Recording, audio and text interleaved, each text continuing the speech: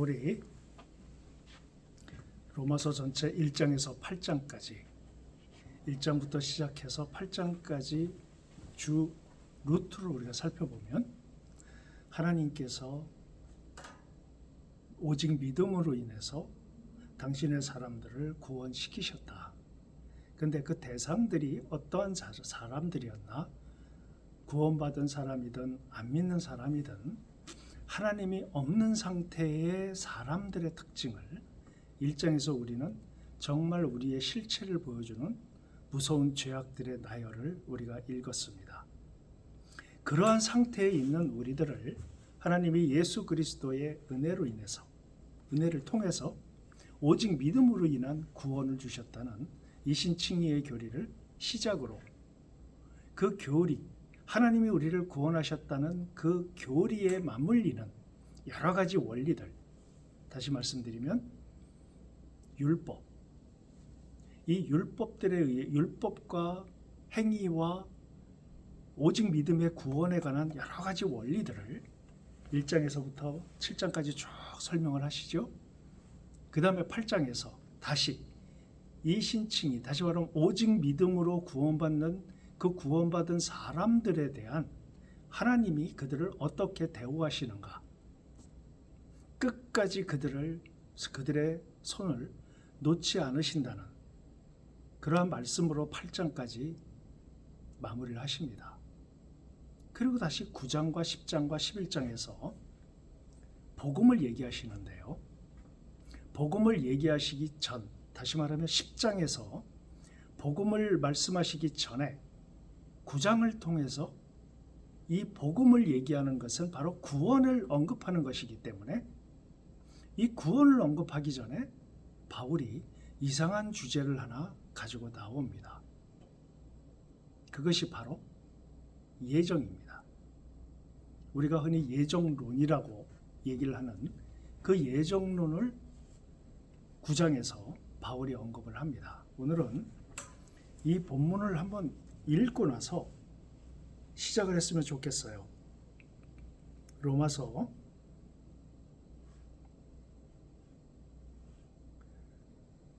9장 11절서부터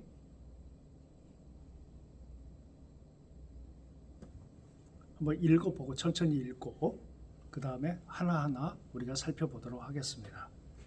자, 제가 읽을 테니까 잘 들으시면서 묵상하시기 바랍니다. 그 자식들이 아직 나지도 아니하고 무슨 선이나 악을 행하지 아니한 때에 택하심을 따라 되는 하나님의 뜻이 행위로 말미암지 않고 오직 부르시는 이로 말미암아 서게 하려 하사 리브가에게 이르시되 큰 자가 어린 자를 섬기리라 하셨나니 기록된 바 내가 야곱은 사랑하고 에서는 미워하였다 하심과 같으니라. 그런즉 우리가 무슨 말을 하리요? 하나님께 불의가 있느냐? 그럴 수 없느니라. 모세에게 이르시되 내가 긍휼히 여길 자를 긍휼히 여기고 불쌍히 여길 자를 불쌍히 여기리라 하셨으니 그런즉 원하는 자로 말미암음도 아니요 다른 박질하는 자로 말미암음도 아니요 오직 긍휼히 여기시는 하나님으로 말미암음이니라. 성경이 바로에게 이르되 내가 이 일을 위하여 너를 세웠으니 곧 너로 말미암아 내 능력을 보이고 내 이름이 온 땅에 전파되게 하려 함이라 하셨으니 그런즉 하나님께서 하고자 하시는 자를 긍휼히 여기시고자 하고자 하시는 자를 완악하게 하시느니라. 계속 읽겠습니다. 19절.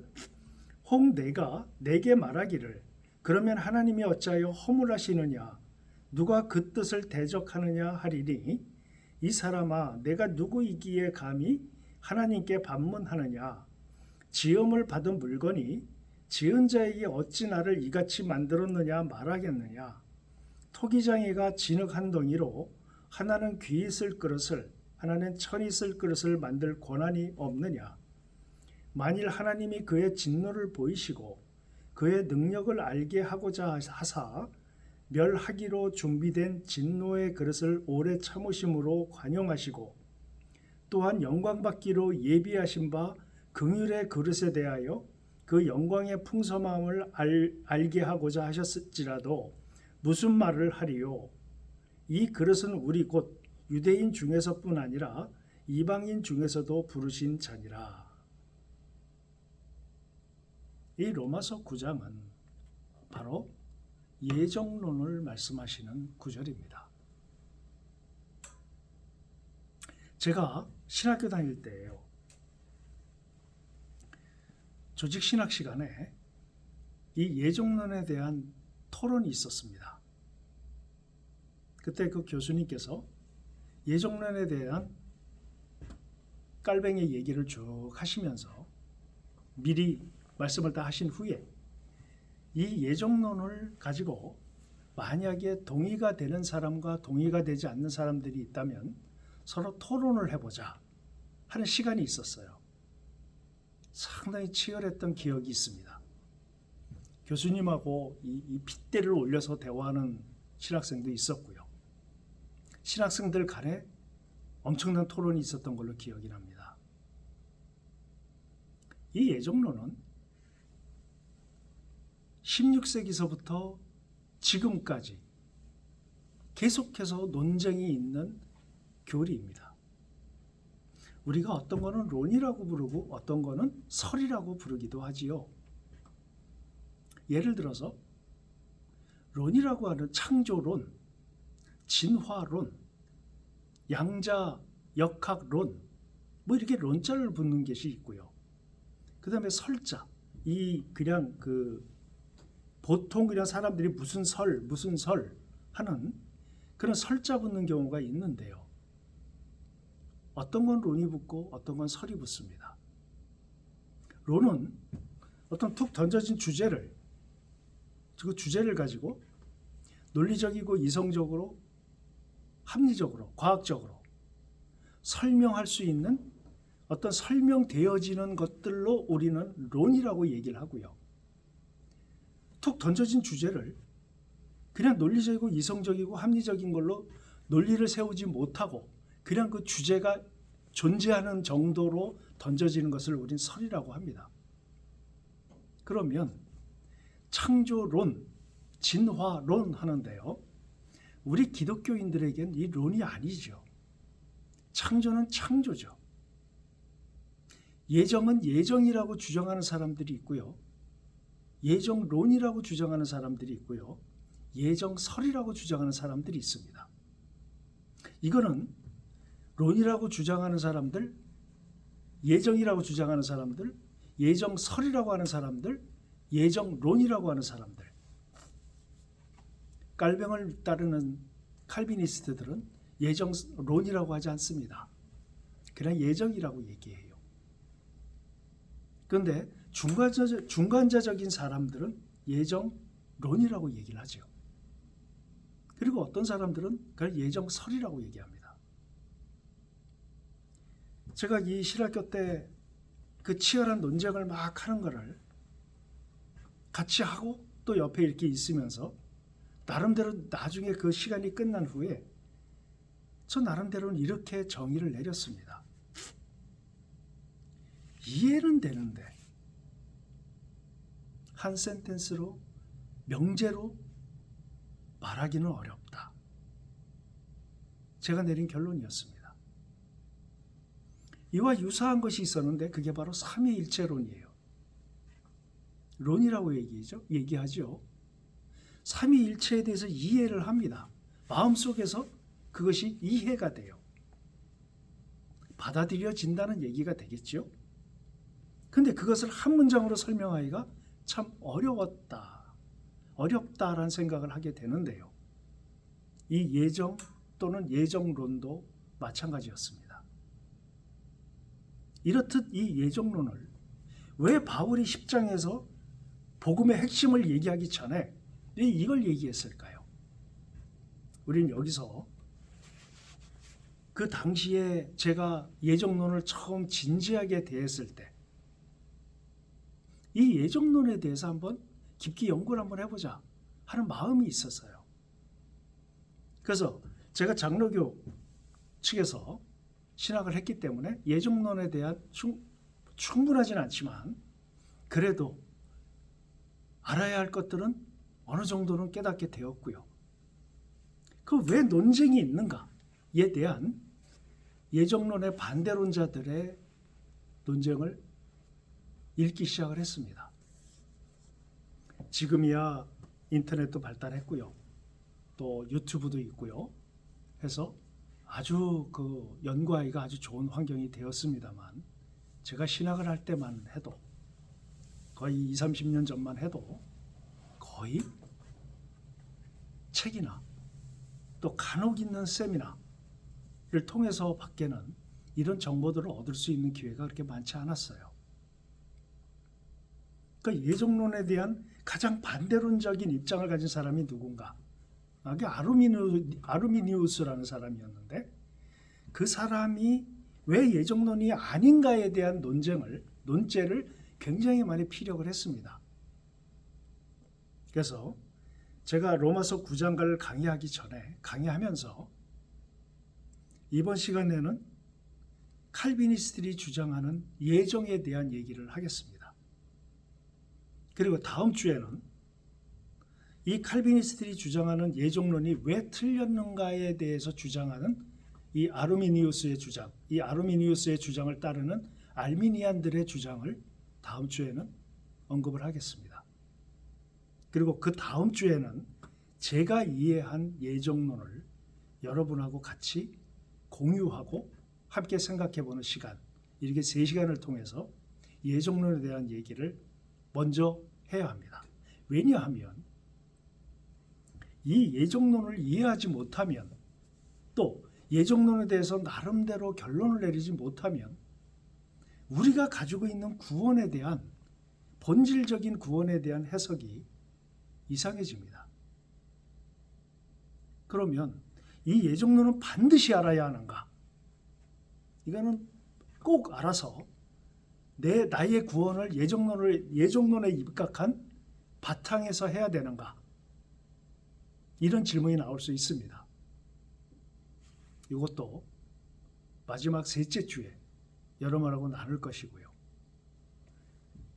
허나 10장에서 복음을 얘기하는데 바울이 9장에서 예정론을 얘기했다면 분명히 언급은 한 필요가 있기 때문에 여러분하고 이 예정론에 대해서 가지고 가기로 했습니다.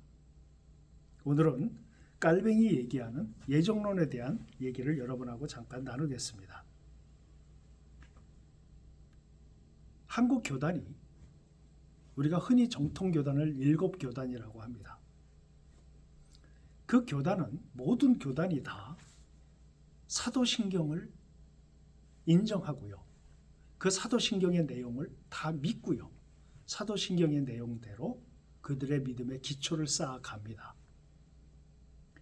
예수 그리스도의 피 흘리심, 예수 그리스도의 하나님께 위임받은 왕권, 그래서 하나님의 나라를 주권적으로 예수 그리스도가 이 땅에서 세우시기를 원하는 그런 개념, 그리고 교회의 개념, 그리고 구원에 대한 원리, 이러한 부분들을 7개 교단이 다 달리 주장을 하지만 이것만은 공통적으로 갖고 있습니다.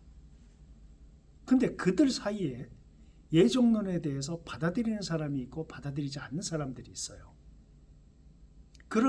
이런 논쟁과 이런 여러 가지 이 알규들을 보면서 우리가 이 예정론에 대한 개념을 적어도 나는 우리 각자가 이 로마서에 드러나는 바울의 이 입장을 생각을 하면서 10장에 연결되는 복음과 내가 지금 갖고 있는 예정론에 대한 생각을 연결하는 데 있어서 우리가 흔히 7개 교단이 갖고 있는 이 공통적인 이 원리들과 더불어 7개 교단이 갖고 있는 예정론에 대한 원류가 주장이 또 시작을 하게 만든 사람이 이 깔뱅이의 기독교 강요로부터 비롯되었습니다. 물론 이 이 예정론은 깔뱅이 처음 온 것밖에 아니에요. 우선 여러분 잘 아시는 어거스틴이 먼저 이 예정론을 먼저 얘기를 했습니다. 그것을 루터가 이어받았어요. 쯔빙클리가 이어받았고요. 루터보다 25년 내지 30년이 어린 이 깔뱅이 평생 자기 생애에 거의 전부를 갈아 넣어서 만든 책이 기독교 강요입니다. 이 기독교 강요에서 깔뱅이 이 예정론에 대한 얘기를 언급을 하는데요. 이런 얘기를 먼저 합니다. 무슨 얘기를 먼저 하냐면 예정론이 예정 신학적 개념이 너무나 엉망이 되어버렸다는 거예요. 깔뱅이 주장입니다. 인간의 호기심으로 하나님의 그 비밀스러운 경륜의 지혜를 인간의 그 호기심과 인간의 유한한 지능을 가지고 파헤치다 보니까 답을 낼 수도 없고 알 수도 없는 내용을 가지고 인간들이 옳고 그르니 투쟁하고 싸우고 하는 이런 일들이 벌어져서 이 예정에 관계된 하나님의 그 비밀의 경륜이 굉장히 침해를 당하고 있다는 게 깔뱅이의 주장이었습니다. 기독교 강요에 그대로 적혀 있어요. 깔뱅은 하나님께서 예정을 얘기하실 때에 인간은 유한한 존재이다. 인간은 아주 유한한 존재죠. 누구에 비해서요? 하나님에 비해서요. 하나님이 그렇게 하셨다는 거예요. 하나님은 설명을 원하시는 게 아닙니다. 하나님은 너희들이 이 교리를 이해해라, 이해해 주어라는 개념이 그런 입장이 아니시라는 겁니다. 하나님은 당신이 그렇게 하셨는데 그것을 받아들이고 그것을 통해서 내가 그렇게 한 것에 대해서 경이로움과 감사함으로 그걸 받아들여라. 하나님은 이런 입장이라고 깔뱅은 얘기합니다. 그러니까 왜 우리가 흔히 얘기해서 왜 누구는 구원하고 누구는 구원하지 않았느냐? 누구는 선택하고 누구는 선택하지 않았느냐? 하는 개념의 예정론을 인간들이 어떻게 쉽게 받아들이겠냐는 것이에요. 그러면서 깔뱅이 주장하는 건 이겁니다. 사람은 하나님께 그 질문을 할 수 없다는 것입니다. 왜? 하나님이 설명하셔도 이해를 못한다는 것이에요. 인간의 유한성 때문에. 그리고 인간은 근원적으로 자격이 되지 않는다는 겁니다. 조금 아까 우리가 본문에서 읽었던 것처럼 그 비유가 바로 토기장의 비유입니다. 인간은 토기고 하나님은 토기장이라는 것이죠. 토기장이가 토기를 쓸 그릇, 버릴 그릇, 귀 쓸 그릇, 천이 쓸 그릇을 규정해서 만들어내는 권한이 없겠느냐는 것이에요. 이것이 예정론에 대한 인간의 반응에 대한 깔뱅이 하나님과 인간의 차이를 설명합니다. 두 번째, 이 깔뱅이 얘기하는 예정론에 대한 개념 중에서 미리 깔뱅은 이렇게 얘기를 합니다. 모두가 죽을 죄인이었다. 다 인간은 이 깔뱅이 주장한 그 깔뱅이에 의해서 주장된 것을 사람들이 5개의 강령으로 5대 강령이라는 이름을 붙여서 5가지 강령을 만들었는데요. 그 첫 번째 얘기한 게 인간의 완전 부패입니다. 인간은 완전히 부패했다는 것이에요. 아무도 구원받을 수 있는 존재들이 없이 다 지옥에 가야 할 존재들이라는 겁니다. 전제입니다. 다시 말씀드릴까요? 우리가 노아 홍수 때 인간들 모두가 다 홍수 때 다 죽었습니다. 거기서 선택된 사람들은 노아와 노아 가족들이었어요. 이와 같이 인간이 갖고 있는 죄는 다 그와 같이 멸망할 수밖에 없는, 다 지옥 갈 수밖에 없는 인간은 그런 존재들이라는 겁니다. 그 지옥 갈 수밖에 없는 존재들 중에서 하나님이 선택한 사람들이 있다는 것이에요. 그러니까 깔뱅이의 주장은 이겁니다. 다 죽는다. 다 죽기 때문에 죽을 수밖에 없는데 그 중에서 하나님이 선택을 하셔서 구원할 자들을 선택하셨다. 여러분 차이가 느껴지십니까? 예를 들어서 하나님이 10사람을 세워놓고요. 하나님이 요놈은 좀 잘생겼으니까 구원하고 쟤는 못생겼으니까 구원 안 시키고 지옥 보내고 이런 개념이 아닙니다. 다 인간은 다 죄를 지었다는 거예요. 완전 부패라는 거예요. 이 완전히 부패된 인간들을 중에서 하나님이 선택을 하셨다는 겁니다.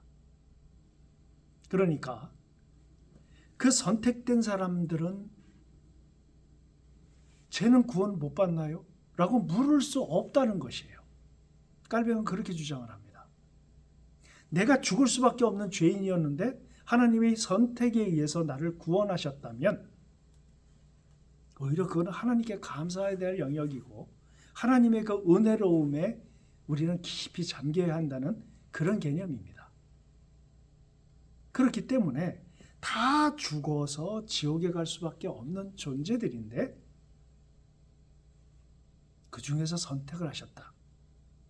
구원 안 받을 수 있는 조건을 가진 존재들이 있기 때문에 하나님이 그들을 구원하신 것이 아니라 다 이게 깔뱅이의 주장이에요.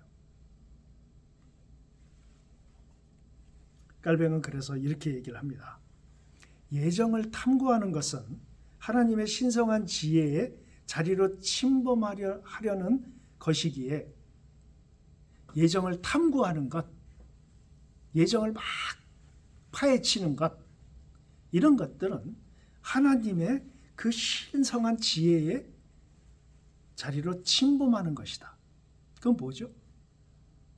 그럴 수 있을 거다. 내가 하나님의 예정 교리를 열심히 파고들면 내가 이해할 수 있을 거라고 하는 교만이라는 겁니다. 그것이 죄라는 것이에요. 그래서 깔뱅은 우리는 그걸 이해할 수도 없고 하나님의 주권에 맡겨놔야 되고 하나님이 누구를 선택하든 그것은 토기장이의 주권이기 때문에 하나님께 맡겨두고 우리는 그것을 자연스럽게 받아들이고 그 경륜에 따라서 우리는 하나님께 다 죽을 수밖에 없는 존재들이었기 때문에 구원받음, 하나님의 선택하심에 대한 감사를, 경외를 그 진리의 은혜에 우리가 들어가야 한다라는 개념을 갖는 것입니다. 이게 깔뱅이의 주장이에요. 깔뱅이, 하나님께서 5대 강령 중에 첫 번째로 완전 절대 주권을 얘기했는데요. 아까 제가 완전 부패를 얘기했는데 절대 주권입니다. 하나님의 절대 주권. 절대 주권자이시기 때문에 누구를 선택하든 안 하든 간에 그것은 하나님의 어떤 경륜이지 우리가 파헤쳐서 그 이유를 알 수 있는 것이 아니라는 개념인데요. 우리가 그걸 질문하고 파헤치고 하는 것은 알 수도 없고 그것을 결정해서 문장으로, 하나의 문장으로, 명제로 만들어낼 수 없는 주제라고 깔뱅은 얘기하는 것입니다. 여기까지 깔뱅이 핵심적으로 예정론에 대해서 기독교 강요에 적어놓은 것을 제가 핵심적인 부분을 정리해서 말씀을 드렸습니다. 이래 놓으니까 하나님께서 진짜 예정을 말씀하셨냐? 성경에서 예정론이 내지는 예정설이라고 주장하는 이 아르미니우스가 주장했던 바대로 따르는 알미니안들은 그 예정에 대한 것을 그 주장들을 읽어보면 성경에는 예정에 대한 얘기가 없는가? 깔뱅이 거기에 따라서 성경을 가지고 와서 이 아까도 말씀드린 것처럼 예정에 대한 성경적인 원리들을 쭉 성경에 나열을 했습니다.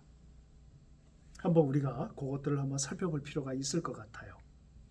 한번 깔뱅이 예정론을 얘기하면서 깔뱅주의자들, 예정론주의자들이 주장하는 그 성경 구절들을 우리가 하나씩 하나씩 좀 살펴볼 필요가 있을 것 같습니다.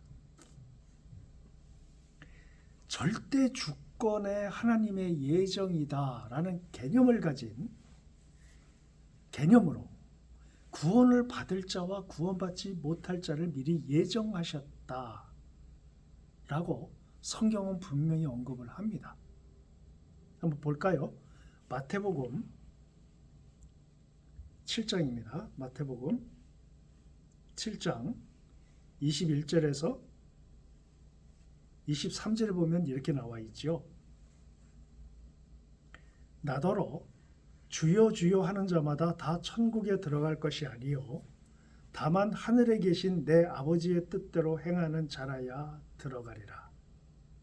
그날에 많은 사람이 나더러 이르되 주여 주여 우리가 주의 이름으로 선지자 노릇하며 주의 이름으로 귀신을 쫓아내며 주의 이름으로 많은 권능을 행하지 아니하였나이까 하리니 그때 내가 그들에게 밝히 말하되 내가 너희를 도무지 알지 못하니 불법을 행하는 자들아 내게서 떠나가라 하리라. 자, 여기서 나더러 주여 주여 하는 자마다 다 천국에 들어갈 것이 아니요 다만 하늘에 계신 내 아버지의 뜻대로 행하는 자라야 들어가리라. 이 단어에 좀 집중을 하십시오. 해주세요. 23절에 보면 그때 내가 그들에게 밝히 말하되 내가 너희를 도무지 알지 못하니 하면서 뭘 말씀하시냐면 불법을 행하는 자들아 내게서 떠나가라 하리라. 불법이라는 단어가 나와요. 저는 처음에서 이 마태복음 7장을 읽을 때 불법을 행하는 자들아, 이 법적 용어입니다. 법적 용어인데 어디로 이게 연결이 되냐면 로마서 1장으로 연결이 됩니다. 로마서 1장 32절에 보면 바울이 이런 얘기를 합니다.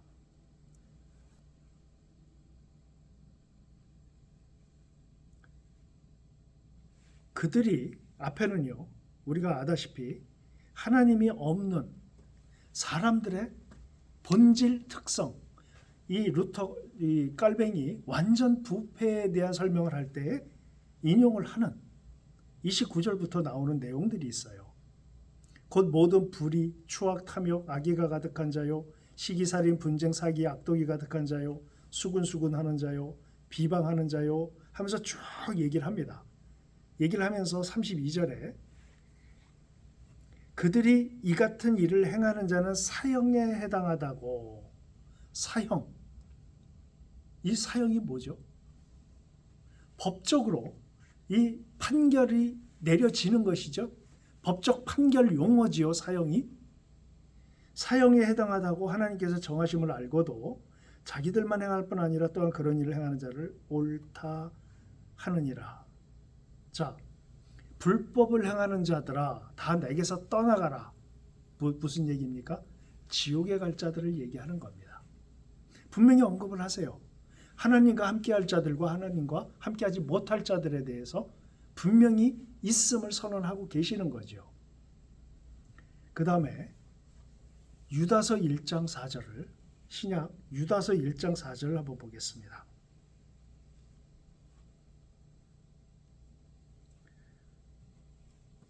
한번 천천히 들으시면서 묵상을 한번 해보시기 바랍니다. 이는 가만히 들어온 사람 몇이 있음이라. 그들은 옛적부터 이 판결을 받기로 미리 기록된 자니 경건하지 아니하여 우리 하나님의 은혜를 도리어 방탕한 것으로 바꾸고 홀로 하나이신 주제 곧 우리 주 예수 그리스도를 부인하는 자니라. 이게 뭘 얘기하는 거죠? 옛적부터 여기 유다가 얘기를 합니다. 옛적부터 이 판결을 받기로 미리 기록된 자니. 옛적부터 미리 기록되었대요. 예정돼 있다는 거죠. 우리가 이렇게 하나님께서 이미 예정하신 자들이 있고 이미 예정하지 않은 자들이 분명히 존재한다는 얘기입니다. 성경에는 그 내용이 있어요. 이것 말고도 구약이나 신약에 엄청나게 예정에 대한 얘기들이 많이 있습니다. 분명히 예정이 존재합니다. 성경은 그걸 얘기하고 있으니까요. 그러면 이 구원받을 자들과 구원받지 않을 자들을 정해 놓았다라고 하는 것이 어떤 기준에서 그걸 하나님이 정하셨는가? 누구는 구원받고 누구는 구원받지 못할 자들을 무슨 기준으로 정하셨는가에 대한 하나님의 이 바울이 이 성경에서 설명하는 구절들이 있어요. 한번 볼까요? 로마서 9장, 다시 로마서 9장, 이건 아까 읽었으니까 그냥 넘기겠습니다. 그래서 설명으로 읽지 않고 설명을 드릴게요. 이게 토기장의 비유입니다. 무슨 기준으로 구원받을 자와 구원받지 못할 자를 선택을 하셨습니까? 할 때 여기서 바울은 얘기하죠. 토기장에게 토기가 그런 얘기를 할 수 있느냐? 할 수 없다. 그건 토기장이의 주권이다. 토기장이가 갖고 있는 주권이기 때문에 이거는 토기장이가 함부로 묻거나 주장할 수 없는 것이다. 이런 내용입니다. 그 다음에 고린도전서 2장 6절서부터 9절까지 한번 보겠습니다. 고린도전서 2장 6절에서 9절입니다. 또 한번 천천히 읽어보면서 여러분 묵상하시기 바랍니다. 그러나 우리가 온전한 자들 중에서는 지혜를 말하노니 이는 이 세상의 지혜가 아니요 또 이 세상에서 없어질 통치자들의 지혜도 아니요 오직 은밀한 가운데 있는 하나님의 지혜를 말하는 것으로서 곧 감추어졌던 것인데 하나님이 우리의 영광을 위하여 만세전에 미리 정하신 것이라. 이 지혜는 이 세대의 통치자들이 한 사람도 알지 못하였다니 만일 알았더라면 영광의 주를 십자가에 못 박지 아니하였으리라. 기록된 바 하나님이 자기를 사랑하는 자들을 위하여 예비하신 모든 것은 눈으로 보지 못하고 귀로 듣지 못하고 사람의 마음으로 생각하지도 못하였다 함과 같으니라. 알 수 없다는 거예요. 비밀이라는 겁니다. 무슨 기준으로 그렇게 하셨습니까? 무슨 기준으로 사람은 누구는 선택하고 누구는 선택하지 아니하셨습니까? 라고 설명할 수 없다고 토기장의 비유를 얘기를 하고요. 여기 고린도전서에서 바울은 그것은 하나님의 비밀이다.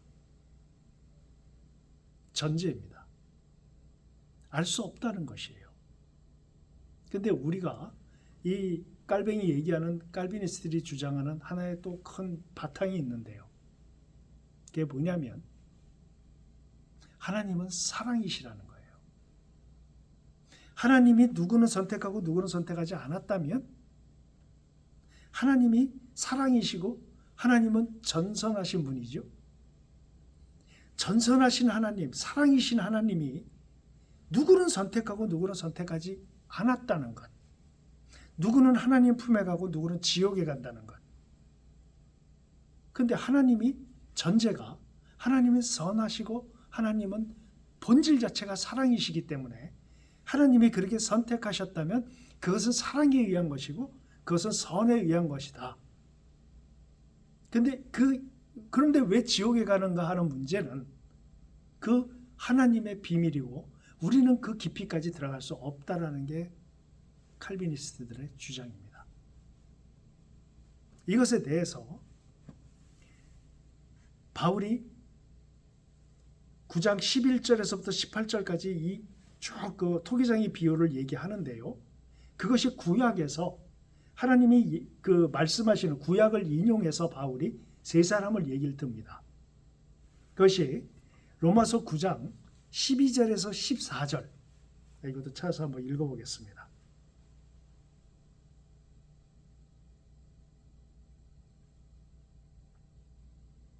로마서 9장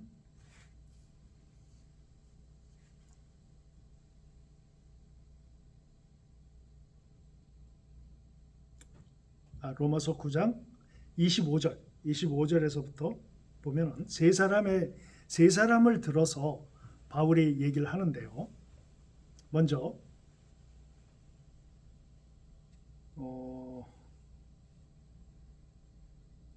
9장 12절서부터 한번 보겠습니다. 12절에 보면 이런 내용이 나옵니다. 9장 12절 리브가에게 이르시되 큰 자가 어린 자를 섬기리라 하셨나니 기록된 바 내가 야곱은 사랑하고 에서는 미워하였다 하신과 같으니라. 그런즉 우리가 무슨 말을 하리요?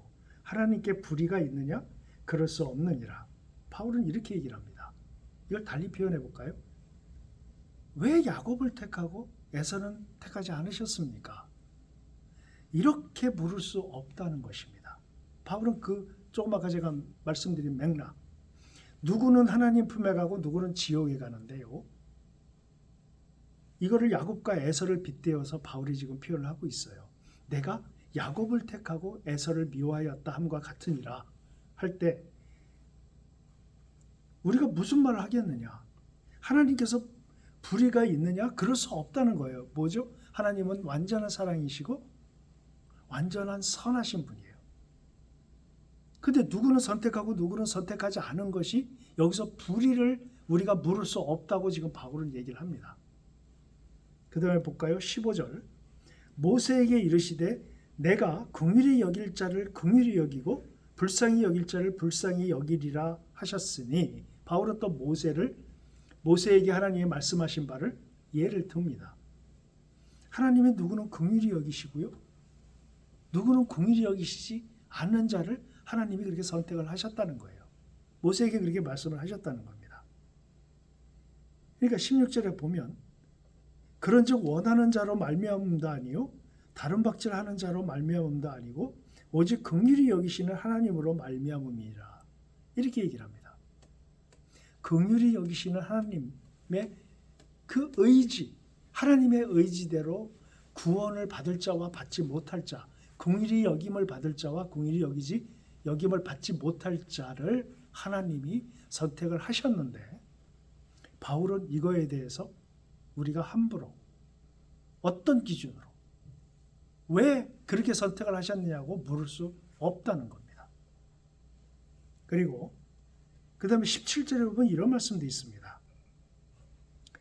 성경이 다시 말하면 구약이 바로에게 이르시되 다시 말하면 구약의 하나님께서 바로에게 이르시되 내가 이 일을 위하여 너를 세웠으니 곧 너로 말미암아 내 능력을 보이고 내 이름이 온 땅에 전파되게 하려 함이라 하셨으니 이렇게 얘기를 합니다.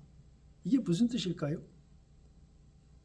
구약 때 하나님께서 구약에 바로에게 이스라엘 백성을 가나안으로 나가게 내버려 둬라. 그들을 돌려보내라. 내보내라라고 할 때 바울이 계속 강팍하게 굴지 않습니까? 그때 바울에게 하신 말씀이에요. 내가 너로 인해서 내 이름이 전파되게 하겠다. 하나님이 바로도 사용하신다는 것이에요. 이거는 저도 읽으면서 계속 앞에서 하나님의 주권을 얘기하시고 예를 든 사람들 어느 정도는 저희가 이해를 했지만 처음에 성경을 읽었을 때는 참 이해하기가 좀 어려웠던 내용이었습니다. 그러나 우리가 충분히 설명이 가능하겠지요. 이렇게 얘기를 하시는데요. 그 다음에 하나님께서 이렇게 우리는 하나님이 이런 선택을 하심에도 불구하고 우리는 반론을 할 그런 주체들이 아니라는 것이죠. 우리는 반론해서는 안 된다는 것이에요. 그 예를 또 바울이 또 몇 사람을 들어서 그 얘기를 합니다. 한번 그 25절로 한번 가보겠습니다. 25절에 바울이 이렇게 얘기를 합니다. 호세아에 그래도 이르기를 내가 내 백성 아닌 자를 내 백성이라 사랑하지 아니한 자를 사랑한 자라 부르리라 이렇게 얘기를 하세요. 호세아를 통해서요. 너희는 내 백성이 아니라 한 그곳에서 그들이 살아계신 하나님의 아들이라 일컬음을 받으리라 함과 같으니라. 다시 한번 볼게요. 너희는 내 백성이 아니라 한 그곳에서 너희는 내 백성이 아니야 한 그곳 이스라엘 백성들을 통해서 이스라엘 백성들을 얘기하는 겁니다. 그곳에서 그들이 살아계신 하나님의 아들이라 일컬음을 받으리라 함과 같으니라. 다시 말씀드릴까요? 하나님께서 내 백성이 아니다. 이스라엘 백성이 아니다. 이스라엘 선택받은 백성이 아니다. 한 그곳. 이방을 얘기하겠죠. 이방인 그곳에서 너희들은 내가 사랑하는 백성이라라고 다시 하나님이 언급을 하신다는 것을 지금 호세아를 통해서 말씀하신 것을 바울이 인용을 합니다. 두 번째, 이사야에게 또 얘기를 하죠. 27절에 보면 또 이사야가 이스라엘에 관하여 외치되 이스라엘 자손들의 수가 비록 바다의 모래 같을지라도 남은 자만 구원받으리니 주께서 땅 위에서 그 말씀을 이루고 속히 시행하리라 하셨느니라. 또한 이사야가 미리 말한 바 만일 만군의 주께서 우리에게 씨를 남겨두지 아니하셨더라면 우리가 소돔과 같이 되고 고모라와 같았으리로다 함과 같으니라. 여기서 하나님께서 다시 한번 이 호세아와 이 이사야를 통해서 말씀하신 바를 가지고 지금 우리가 하나님이 선택하신 바를 우리는 알 수도 없고요. 그걸 하나님께 따질 수도 없고요. 왜요? 칼빈의 그 복잡한 교리들이 많고 칼빈이 주장하는 그 복잡한 교리들과 수많은 주장들을 제 나름대로 여러분이 이해하기 쉽게 그냥 두 가지로만 말씀드리면 하나님의 절대 주권과 인간의 완전 부패가 핵심입니다. 인간의 완전 부패인 존재이기 때문에 하나님은 그 중에서 몇을 선택해서 우리를 구원하시고 그것을 통해서 하나님께서 당신의 나라를 이어나가시고 당신의 백성들을 이끌어서 이 땅에 하나님의 왕국을 하나님의 나라를 완성시켜가는 하나님의 사람들로 쓰신다는 것이에요. 이게 바울의 주장이고요. 기독교 강요를 통해서 예정론을 얘기한 깔뱅의 주장입니다. 깔뱅의 생각이에요. 하나님의 완전 주권과 인간의 완전 부패로 인해서 우리가 받은 구원이 어떠한 위치에 있으며 우리는 그 구원을 받은 우리들은 다 지옥에 갈 수밖에 없는데 그 중에서 선택을 하셨기 때문에 우리는 그걸 감사할 수 있다는 것이에요. 이것을 갖다가 우리가 어떻게 한번 비유로 한번 생각해 볼 수 있을까요? 제가 그 병원에 다닐 때 그 병원에 어린이 소아병동, 소아암 환자들을 위해서 어떤 기업의 총수께서 100여 명의 수술비를 그 병원에 기부를 하셨대요.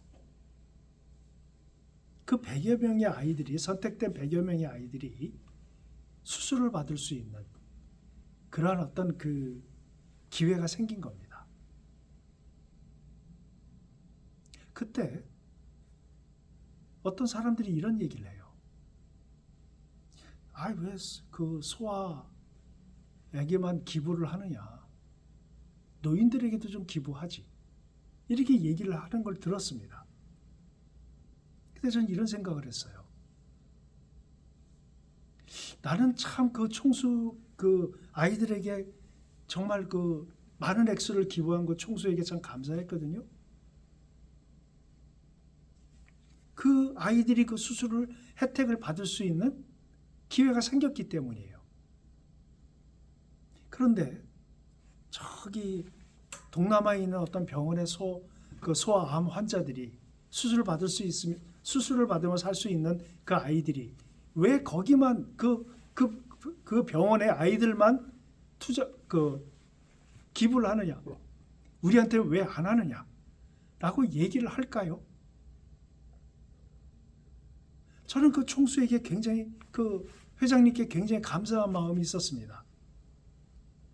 그래서 기도했어요. 하나님, 저렇게 기부를 하신 금액만큼 충분히 하나님께서 축복해 주십시오. 라고 기도했던 기억이 있어요. 우리가 하나님 앞에서 누구는 구원받고 누구는 구원 못 받고 불공평에 대한 얘기를 할 때에 깔뱅은 이렇게 얘기하는 겁니다.